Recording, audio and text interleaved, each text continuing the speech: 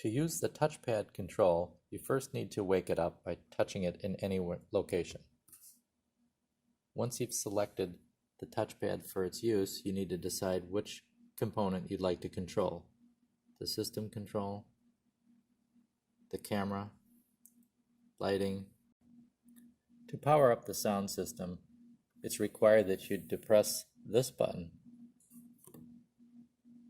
Once that's on, that turns on the wireless mics as well as the handheld mics.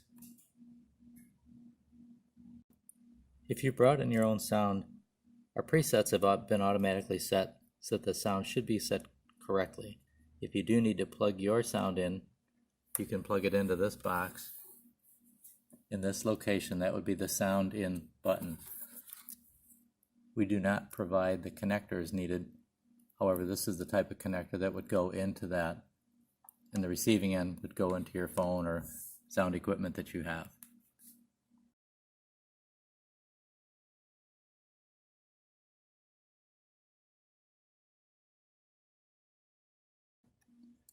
To shut the sound system off, you need to press this button.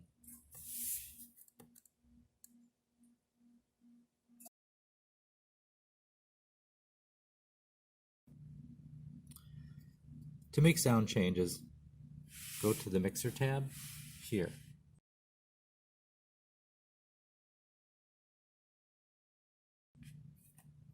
Once you're in that position, you can make changes to each specific microphone as labeled at the bottom.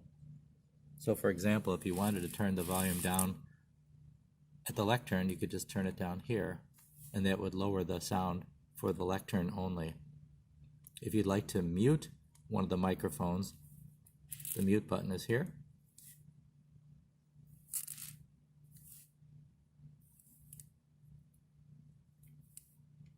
Keep in mind that once you shut the system off and restart it, the defaults go back to the original settings and no adjustments need to be made.